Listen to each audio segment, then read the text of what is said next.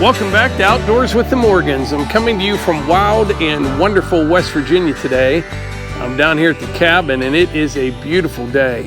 This morning I was over in Deep Creek, Maryland. You'll see a video in the next couple days. I was over at Tri-State Gazebo. That Danny Miller, they're starting to sell like timber frame pavilions that are just absolutely beautiful. So they're putting together a display model over there today, and actually they're building it all on site, and I wanted to go check that out because I always had a lot of questions when it comes to timber frame stuff, you know, dry versus green, and just how they go about it and how they do it. And I learned a lot this morning, and hopefully I can share some of that in an upcoming video. So that was pretty cool. And then I came over here to the property. I brought the LX with the Brush Hog. We're going to brush hog some trails. It's amazing how just over the last couple weeks, things really started to grow around here. I was just here just a couple days ago. I brought Plumber Jim with me, brought him down. He checked things out, loved it down here. We were making some plans for the plumbing and the septic for the shower house. That will be coming, I don't know, probably about a month or so. I have a lot of work to do before it gets here, but that'll be coming up. And we'll get the shower house done, get the wiring and everything done, insulated, and then we'll start on the tongue and groove on the inside. The wiring's going to be very minimal here, not a whole lot to it. Plumbing, that's all on Plumber Jim. He had all kind of ideas. I was trying to remember everything that he said, which I did not. But he's just going to tell me what to get. I'll get it, and we'll come down and get it all done. Now the shower house, it's going to sit perpendicular to the cabin, and it has a dormer on the roof on this side. It'll face out this way. And to give you some idea how big it'll be, the cabin is 14 by 28, and the shower house will be 10 by 12. So it won't be real big, but I got to get rid of all this stuff. I mean, that's technically not in the way, but I need to get that all cleaned up. Get this pile of dirt moved. Grade this up in here.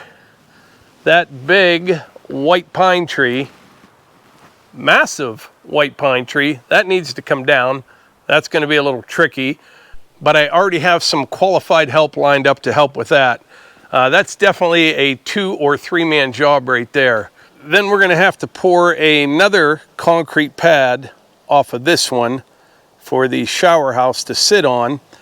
And we'll have a little hallway from the cabin right here, somewhere's right in here, right over to the shower house.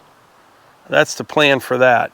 But yeah, that tree there, I mean, it's technically not in the way, but it would be towering right over top of everything. So we need to take that one down. Shouldn't be a big deal. I mean, we can get it to fall that way, but I should probably get some of this stuff moved over here first, because I'm afraid if you drop that over there, hits that pile, rolls this direction, I don't think it would hit the cabin, but this needs to get cleaned up anyway. And I think some of this dirt over here, I can bring around the back side of the patio, and I need to fill in over here on this side just a little bit. It's bone dry down here now, but if you remember, heck, it wasn't even a month ago, I had a puddle in here and had a bunch of water running down here over by the tractor. So we need to cut some swales, do a couple things to take care of that. It was actually good to be down here that day because that was pretty much the worst case scenario. It rained for couple days straight, had snow, all that kind of stuff. So that was probably about as wet as it's going to get down here. But anyway, that's the story on all that. This afternoon, I may have already mentioned, we're going to brush hog some trails. And I also bought a couple things that I'm looking forward to trying out here. I got three of these Spypoint cell cameras, and Levi got them all set up at home for me. They worked at home. I just tested them out down here. I was a little concerned because cell service is very sketchy here. I do have 2 bars, but I just tested them out here and they're sending them right to my phone, which is going to be just awesome. I can't wait to see everything that's going on down here when I'm not here. I have several regular trail cameras, and we always get pictures of deer, coyote, fox, a couple bear, but I'm going to set 3 of these cell cameras up. It seems like the sweet spot for wildlife is just right up there, about 100 yards. I don't know what it is about that spot, but the camera I have way in the back, it looks like it's in a really good spot. I mean, you see some trails and it looks like there's a lot of activity there, but that one way in the back, I'll get like 15, 20 pictures on it over 2 weeks' time. And right up here about 100 yards, I'll literally get 200 pictures. Turkey, deer, bear, you name it. Right up there is the spot. So once we get some trails brush hogged, I did this last year with the BX, and it's going to be tight because there were places where it was real tight even for the BX, and I had a 4-foot brush hog on that one. On this LX, a lot bigger tractor actually, I've got a 5-foot brush hog on it. But I think I can snake my way back through here, and then once you get back there a couple 100 yards, there's kind of an opening. I think it was kind of like a fire break when they planted these pines. We'll get that all brush hogged. I've got a couple mineral blocks with me. We'll throw those out, put the cameras out, and then, you know, over time, if we get any decent or interesting pictures, I will include them in some videos on occasion. But anyway, let's fire up the tractor and wander off into the woods. This LX has a nice little storage tray back here behind the seat. I like that, along with the cup holder and a little bit more storage right here. Plus, a little something up here in the dash. That probably won't stay there, but you get the idea.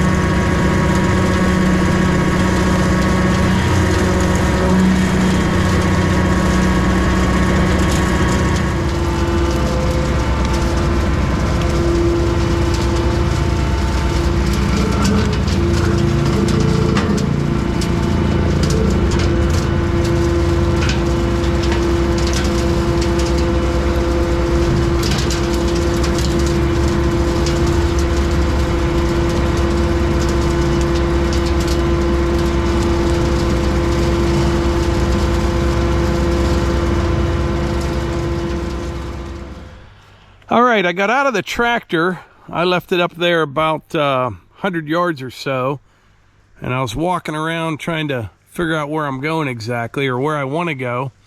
I do want to get a trail up there to that flat spot on top of that little hill right there. That's the sweet spot I was telling you about. Last year, I mowed that down with the BX. And I'm telling you, the animals were like, thank you. They loved it. As soon as I was done mowing, they were walking through there that night and from then on. So I think what I'll do, I will, on my way back out, I'll come right up through here. I don't want to just mow all over the place. I just want to have a few trails. I'm going to leave this stick right here so I know where I'm at. All these trees, they kind of look the same. And you have to like pick a line where you want to go. So that's what I'll do. I'll continue out across the main trail. When I come back out, we'll go up through here and mow up on top of that hill a little bit.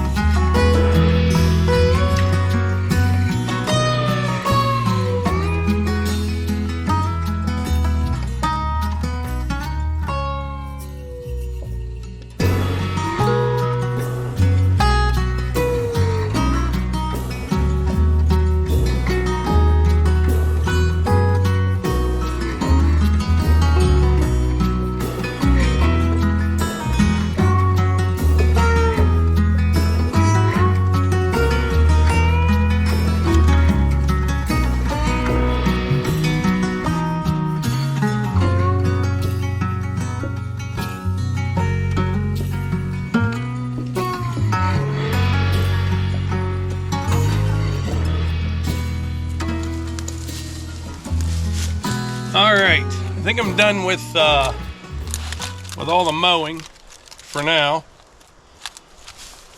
I'm gonna set up this camera.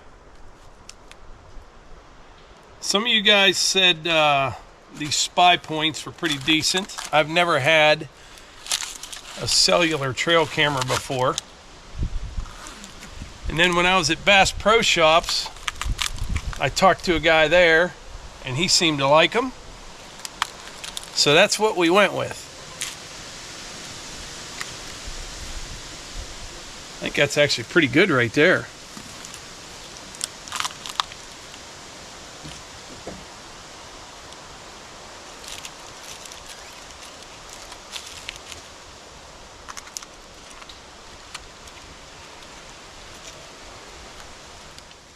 All green lights, I think that's good.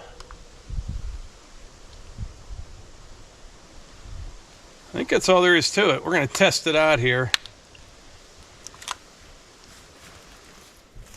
So last year, after I saw a bunch of activity up here, I got one of these. It's just a mineral rock from Tractor Supply. This is the new one I picked up today. But you can see they kind of have the ground torn up there.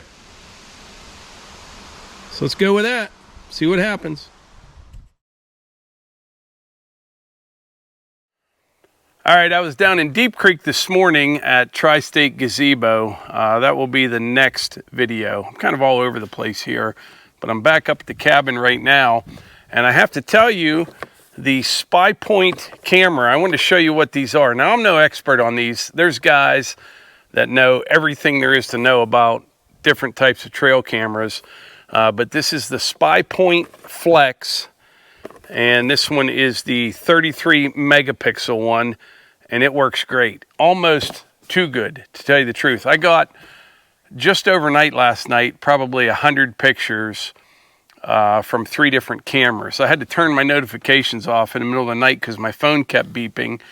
But I think what I'll do, I'll just check it, once a day or something. And I got the unlimited number of images. I think it was $120 per year per camera. So it's $360 a year.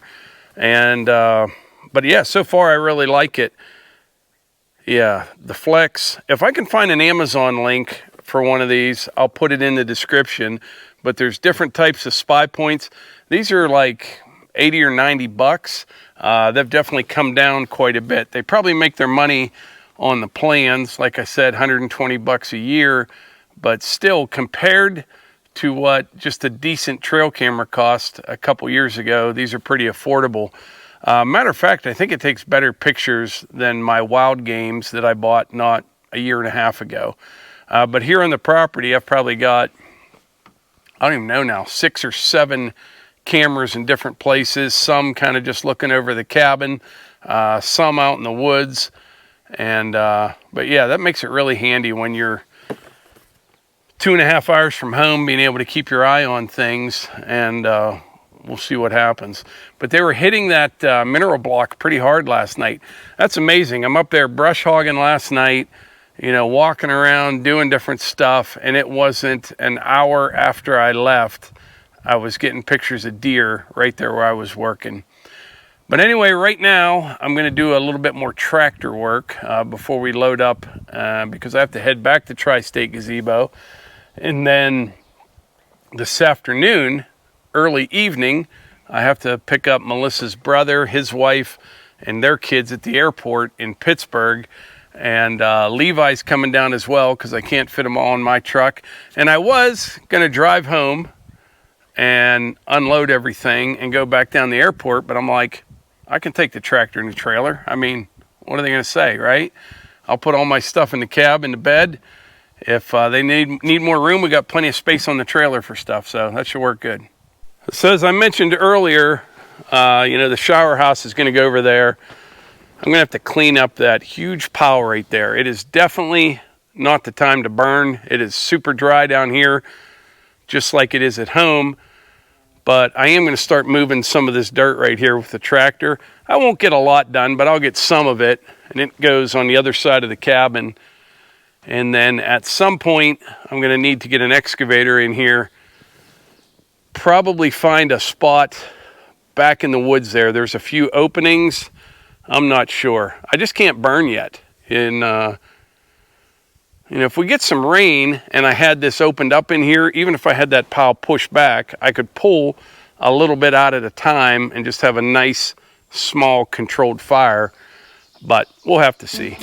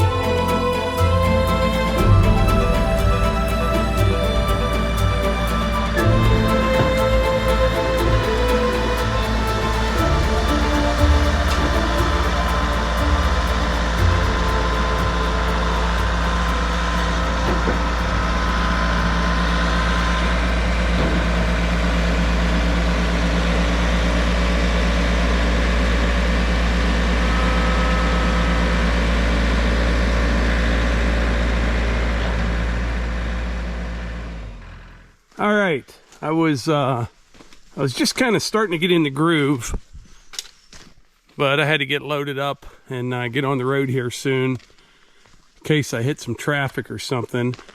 But that's actually pretty good topsoil right there. Just a lot of big roots mixed in with it. I'll show you over here on the other side. I put a bunch in that low spot right there, but this all needs to come up quite a bit.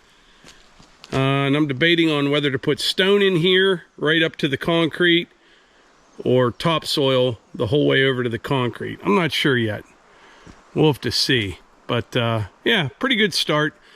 Next time I come down, you know what would be the ticket right here? I always talk about land plane versus box blade. You can't beat a land plane for grading driveways, but this would be a nice situation for a box blade here. You could kind of just work your way right around the building, pull some material with you as you're carrying some with the bucket. That would work out pretty good. And the Brush Hog was a little big and long for what I was doing, but I didn't want to take it off so I could have that counterweight on the back. Also, I'm sure someone will ask why I didn't just go from there to here, because that's a little bit shorter than going all the way around the cabin. I think you know the answer to that. You can't spill dirt on the stone. But anyway, I think that's it for today's video. Don't forget, I'll put a link for those Spypoint cameras in the description. And I appreciate y'all being here, I really do.